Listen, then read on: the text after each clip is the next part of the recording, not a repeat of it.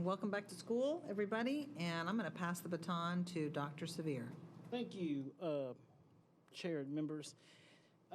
This summer, as is our tradition, we take a comprehensive look at the board policies to make adjustments as necessary. And adjustments come, in this group of policies that before you come in one of three categories.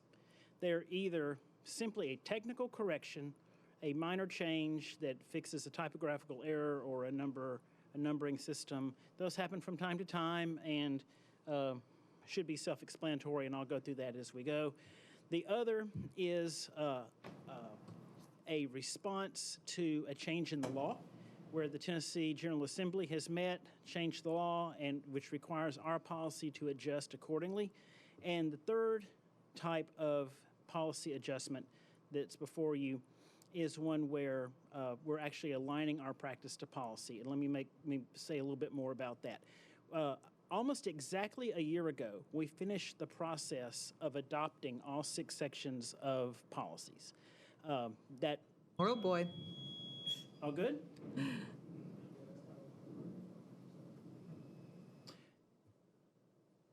Microphone's working. Give a brief timeout. You sing a Daniel Tiger song? He said we're fine back there. He didn't say that. Come on. He said we were fine back there. He said we were fine back there. What? Back up so you can see what's occurring. On our iPads.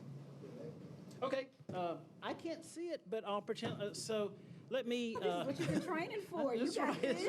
Hey, do you want my packet? You want my packet? No, I think I'm fine.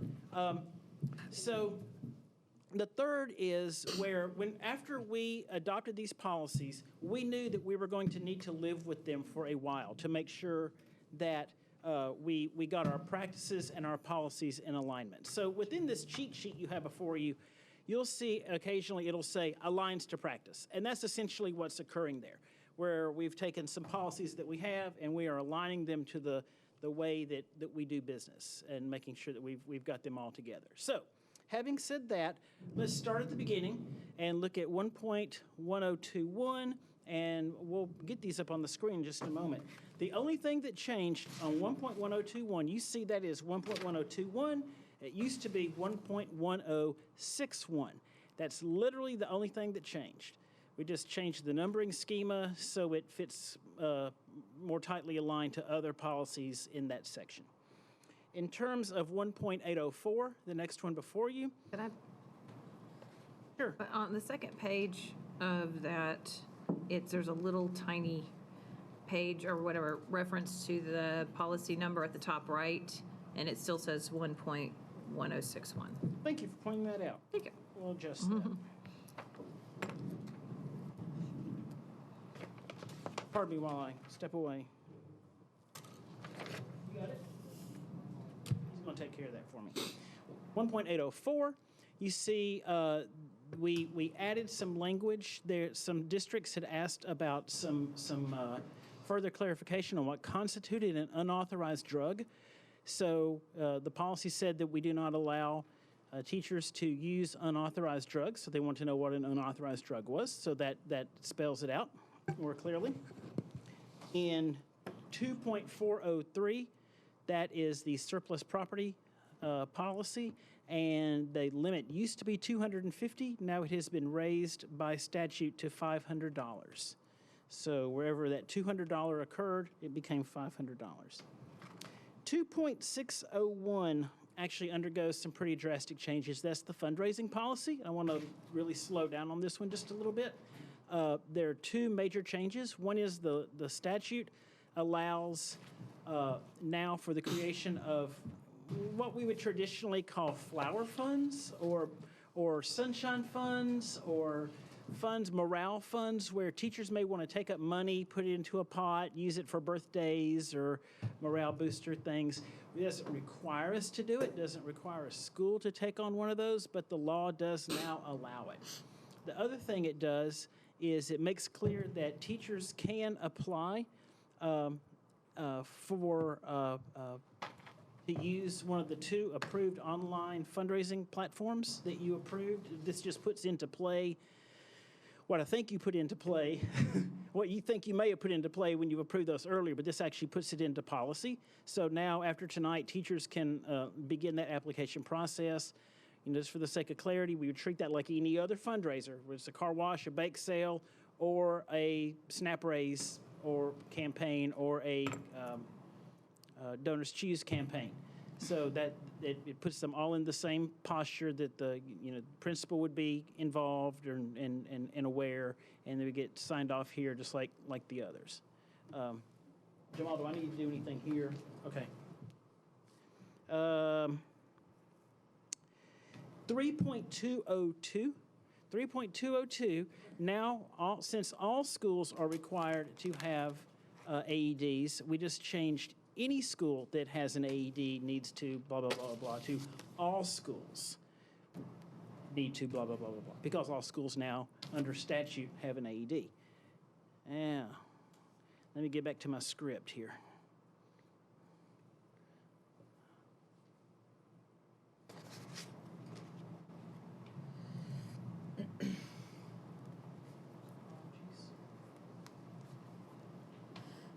At the very bottom.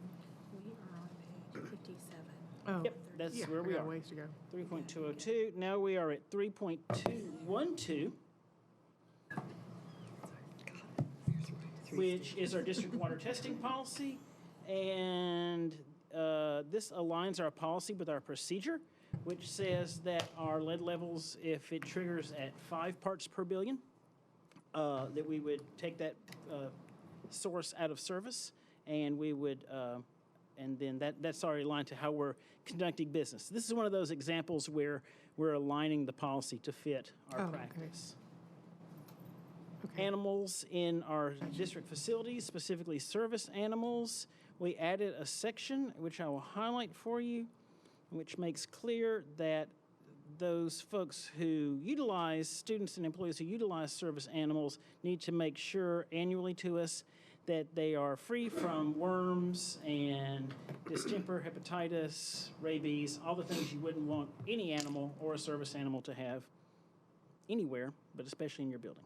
Dr. Sevier, is that something that we require folks to provide to us on an annual basis? Yes. Okay, it is, all right. This is the transportation eligibility, and all it does is align to the statute. The statute says that a student shall not be in transit more than 1.5 hours each way to school. And so we just added that language to put us in line with the code. The vast, as you know, majority of our routes are way, way less than that. Curriculum development, 4.200. We replaced the word textbook with the term instructional materials, just because textbooks aren't the only thing we do. And we want all of our things to be selected, not just the textbooks, to be aligned to the curriculum. Special education, this is one where we just felt like the language was arcane and needed updating. So instead of disabled students, it became students with IEPs or students with disabilities, that type of language. But the content of the policy didn't change. It still complies with all federal and state law.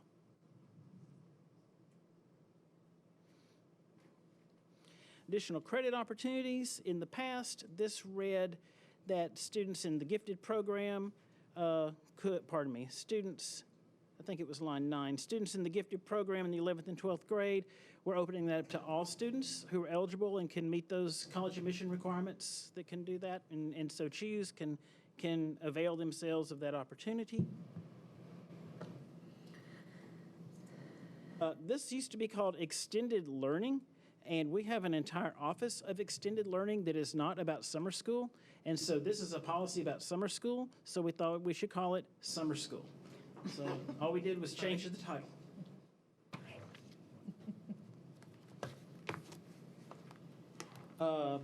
Special programs, 4.206. We just changed the title. This had a lengthier title, which really didn't say what it meant. And we added the 5 consecutive day language to determine eligibility for homebound instruction.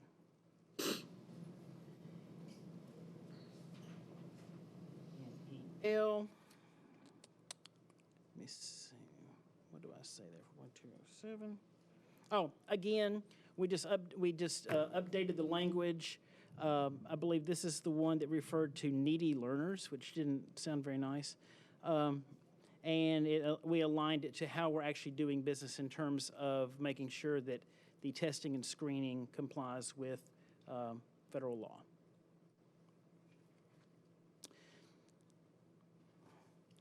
The 4.10, again, this just aligns to what we're already doing. If a student takes and for credit recovery, retakes a course for credit recovery, it aligns it to the uniform grading policy, the state's uniform grading policy.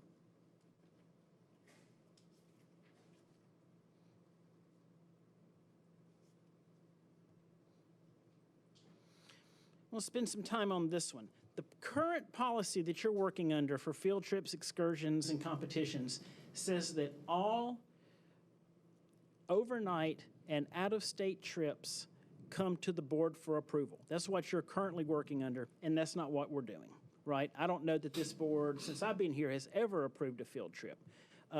In speaking to our leadership and Associate Soups, they feel like, and I tend to agree, that to bring all that work before you would be quite overwhelming.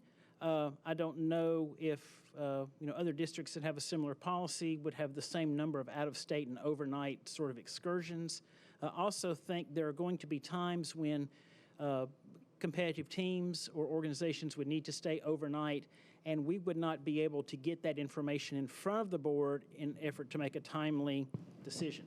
The Associate Soups and others in leadership felt very differently about trips abroad and believed that it would be in the district's best interest to have the board sign off and at least be made aware on trips out of the country.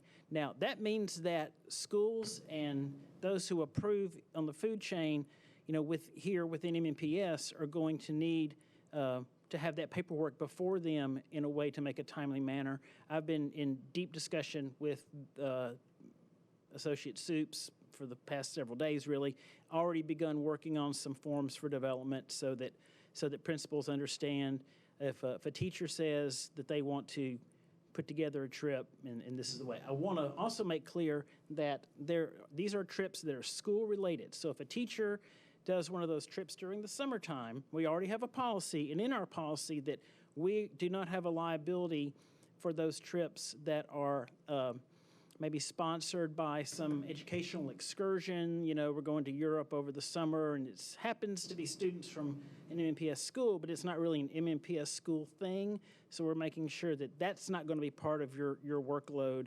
It's really not even part of the district's workload. It's really an agreement between that teacher and that tour company. So we would continue with that practice. Dr. Sevier, I think that having that in front of the board for a vote, whether it's out of state or out of the country or whatever, I think that brings another layer to whomever is organizing that trip, another layer of responsibility. And I'm just not, this is just Anna speaking, I don't know that I want to be part of that layer of responsibility for whomever is organizing that trip, because it's hard enough. I mean, just realizing how many band trips we went on as parents, it's very difficult to organize those trips, and I don't know that I want to be another layer of responsibility. Yeah, so that's a great point, and this policy amendment would remove that from your workload. So we're saying now that anything that's overnight or out of state would be approved administratively. Anything that requires a passport would come before the board. And I think they feel, and I think the rationale behind that, and I certainly don't want to speak for them, is that they feel like that will assist them knowing that there's a date certain by which that paperwork needs to be in, and that it gives, before they go into a contractual agreement with the tour company, that there's been sufficient time to make sure that trip is I'll just go on record saying yeah. I'm not in favor of that either. So I'll give I agree, but I'll give a different reasoning.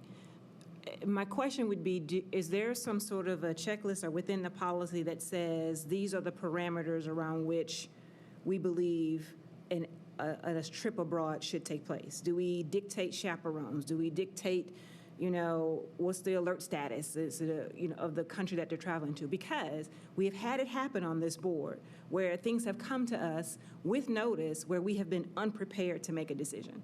And so what I don't want to do is find ourselves in the way for those kinds of reasons, because number one, we're approving them based on just how we feel that day. If there's not a checklist of we agree that the school or the coordinator has met all of these requirements as dictated by the district, so the board supports it. That would be my first concern. And the second, again, to just be, if we don't have that, to be just haphazardly approving, or in worst case, disapproving a trip just because. So I guess I just need better rationale than putting the board in the way so that somebody meets deadlines. That just doesn't work for me. So, thank you for the question. We've already had discussion about what kind of information would be important to know. I don't think it's important for you to know necessarily, what you want to know is how many kids are going, how many days of school are they going to miss, is this an educationally important trip, how many chaperones are going, what's the teacher to chaperone ratio, and what's the cost, and how are they going to But those are questions that aren't different whether or not it's an in-state or out-of-the-country trip. Those are the same questions. Correct. Those are the same things that have to be determined, and they're being determined now, I would expect, with some level of fidelity, and we have the right people making those decisions. So again, if what I heard you say is they believe it would be great to have so that deadlines are met and contracts are signed on time, that's a kind of not a hefty enough or healthy enough reason for me to say I need to put the board in place to force people to be timely. I'm sorry. Any other thoughts on that? If that's the biggest rationale we've got, I don't see why we need to be in that. What's this? Oh, yeah. Everybody's phone's going off. Everybody's phone.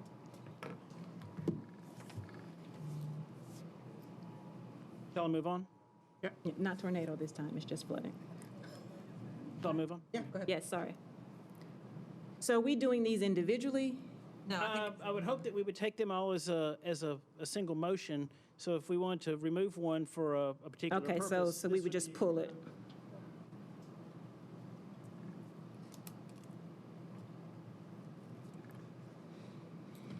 Remind me what that number is, please. Okay, 4.302. thank you.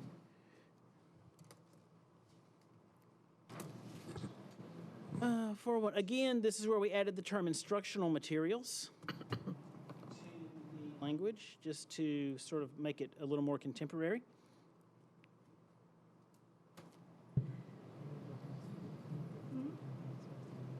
Community instructional materials. The previous policy required each school to maintain an inventory of all community educational resources. And as we read that, we have absolutely no idea what that would mean. We don't know what that would look like. I don't know any school. I've never been in a school that does it. I've never been in a school that would even know where to begin. So, and I don't even know if we have a solid definition of what that would even be and how we would go about cataloging it. So we are just now changing that to say schools and educators are encouraged to establish and maintain an inventory of such resources, rather than making that a requirement. So if someone wants to do it, they can, but I don't think it prudent that we require them to do something that we could not provide any guidance on. Reporting student progress. Hold on, This- we have a oh, question. There's a typo in the second line. Help me, on thank you. Establishment. Amy. Oh, it is. Thank you. You're welcome.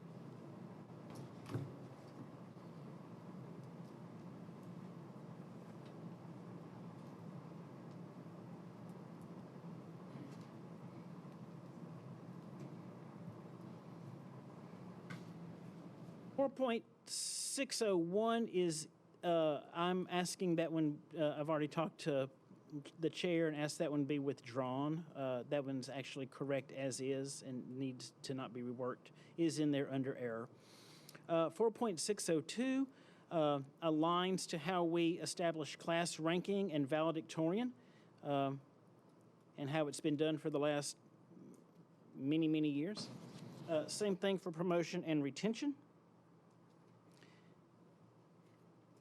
And same thing for prior courses. Essentially, if someone comes to us with credit from another school, and it's, there was a lot of challenge in this policy, but if someone comes to us from a duly accredited school, we would generally find the right credit to compensate for that. Graduation requirements, this changes slightly. Let's see, where did that one go? In the past, students were required to take a United States civics test. Now they are required to pass a United States civics test. That word went from take. Graduation activities simply enumerates who gets to participate in the graduation activities. And it aligns to what we've been doing. 4.700, the law was amended recently and says that interest inventories shall be available and career assessments shall be administered. And we got to pick the grade. And working with the assessment division, we picked 10th grade and 7th grade, respectively, for those assessments. So we put those into the policy. Thank you, Dr. Changus, for helping me with that. We added the term limited public forum to 4.802. This policy was just called Student Facility Equal Access, and it was confusing, and nobody really knew what it meant. Essentially, this is how a student might go about using and asking the principal if they can use the room for a club or for a meeting or something.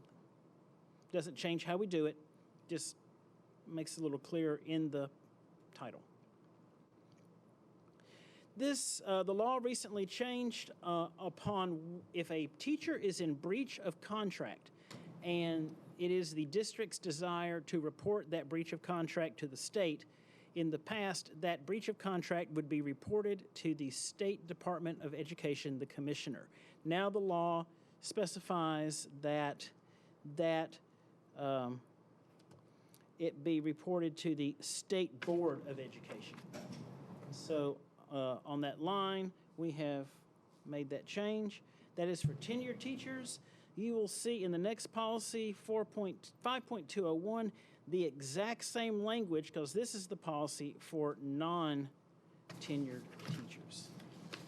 Again, on breach of contract, may file a complaint, and it enumerates what would happen regarding a teacher's certificate. We're drawing near the end. Family and Medical Leave Act, we added a word. It says maternity and paternity leave, but before today, it says only maternity. So we added or paternity just to make it consistent. You can see these are truly some very minor technical changes. Compulsory attendance age, we changed here, pardon me.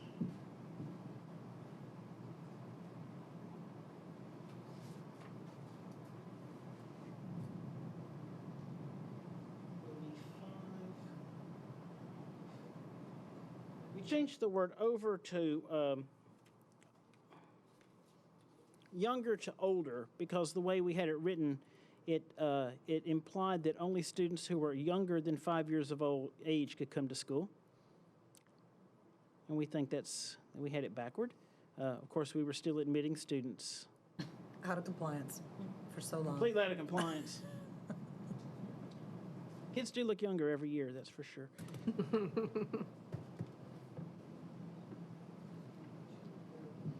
Only thing we added here was we cross-referenced the homeless and student policy in the footnotes because those students who present as homeless have certain rights under the McKinney-Vento Homeless Student Education Act. I believe that's what it's called. And they don't necessarily fit into this category. The exact same is true for attendance of non-resident students. We just reference so that a person who is enrolling a non-resident student who may happen to be homeless would know to look at that first. Transfers within the system makes clear. Hey, David, question? I'm sorry.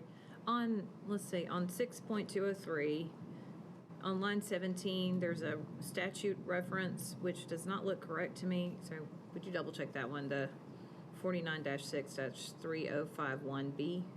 Just when you get ready to, Okay, okay. We did not change that. okay. So, but I don't will- know. I'm wondering if it's missing some parentheticals or something. Just,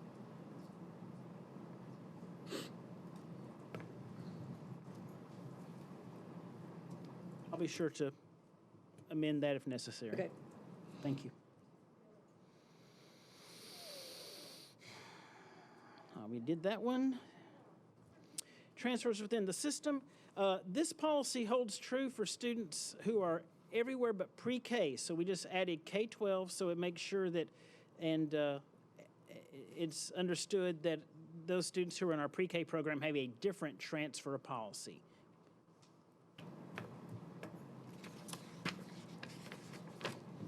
Let's spend some time on 6.308. The law changed recently, and the law is now that a student, a parent of a student who wants to view bus video may view bus video per the district's procedure. So, not the policy. So, the procedure has been written and is posted. Now, this policy simply says that we're going to comply with all the applicable laws and that parents may submit requests to view photographs or video footage within 3 business days of a triggering incident. And at that time, it would be arranged for viewing. The director of schools or designee would come up with that place and that time, and that would all be worked out. We've had some discussion with other sister districts, and they were going anywhere from 3 business days to 5 calendar days and sort of in that range, so we just went with 3 business days. It seemed to make sense. 6.4.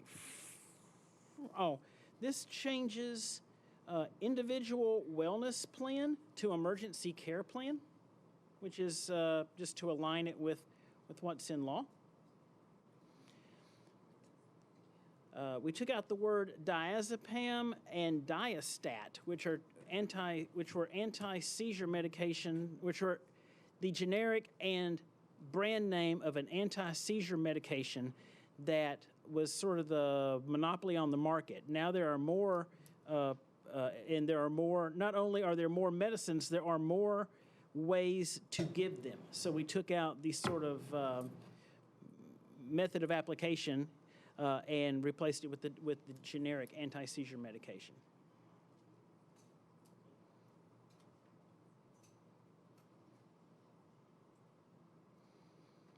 Allergy response plan makes clear that that you can have EpiPens on campus, and we'll take care of them, but we are not required to provide EpiPens, although we do provide EpiPens. We're just not required to, and so we want to make sure that we are in alignment with the law. That's lines 14, 15, and 16 there. Special ed students, again, this is one of those where we just changed the language to make it sort of student first. Same thing for foster care, and that we added the 5-day limit for placement so that students' education is not disrupted to get us in compliance.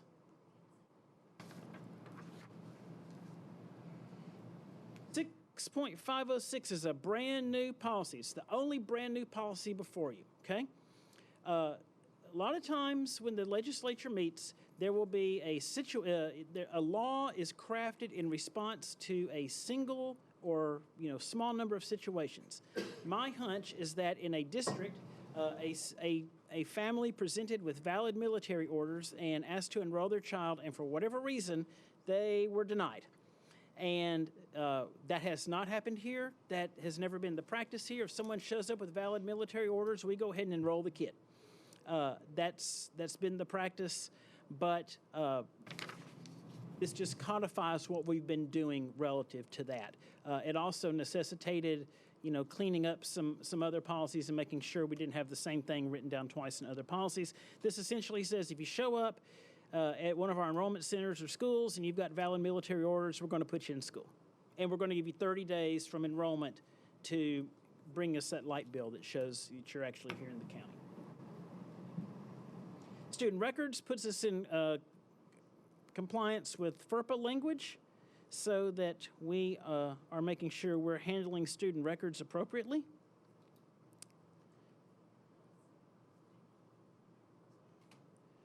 And same thing for 6.601. Again, just aligning them to the FERPA language and making sure that we're doing it the right way. So having said that, other than the one 4.601, which I talked to Ms. Poopa Walker about, and the field trip policy, I would hope that we could pass these so that we could move forward. I would like some direction on the field trip policy before I step away, so you can tell me if you want to just strip it out or if we want to move in some other direction.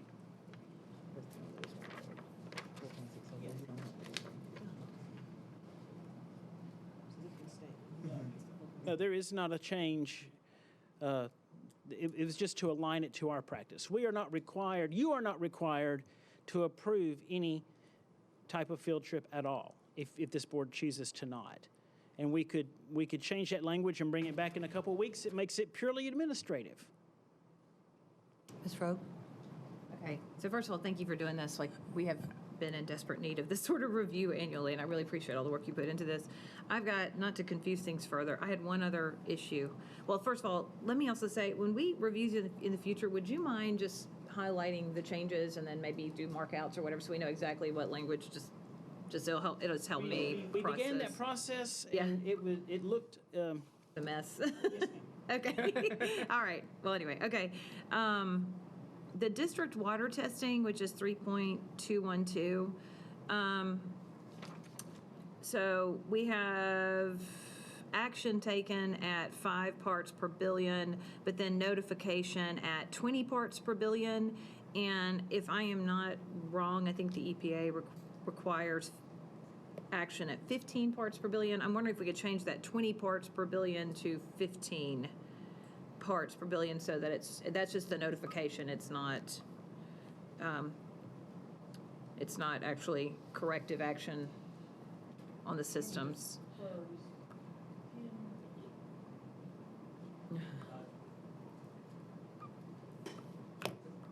Good evening. I believe the actual standard does require the notification at 20 parts per billion. The 15 is an action level where you, in other districts, that's where you start taking corrective action. And remember, we've backed that up to the 5, but the rule, the actual limit is 20. So the EPA is saying 20? Yes, Okay. yes. So that just brings it. This brings us into compliance with the rule. Okay. I guess I was a little confused, but there is something from the EPA saying 15. I don't. that's what everybody else is. There's lots of moving numbers. The 15 level is an action level that triggers you to Okay. act. But And we're going. Right, we're going to 5, Okay. and the 20 is the actual standard that you're not supposed to go above. Okay. All right. Thank you. Is that it? Okay. Thank you. So what is the will of the board regarding the field trip one? Do we want to just pull it completely? Not have a policy, leave it strictly administrative as it is today? I would make a motion to pull it completely. You want to do that? Yes. Want me to make that motion? Yeah. Okay. I move that we completely pull policy 4.302 from the list to be approved on tonight's consent agenda. Second. Okay. Any discussion? May I make a suggestion that we keep it and just strike the last sentence? What's the last sentence? I'm way past that now. Any trip for, well, the sentence before, it's really the one that matters. The director of schools should develop forms and procedures for submitting, reviewing, and approving requests. And then we would strike, any request for a field trip, blah, blah, blah, which requires students to travel out of the country requires prior board approval. Essentially gives Dr. Battle the authority to approve a field trip. Yeah. Because if we don't have it in there, then I fear that we would not have clarity on who would be approving field trips. So we're approving 4.302 with the said change of removing that As amended. sentence. As That's amended. amended, okay. Okay, any further discussion?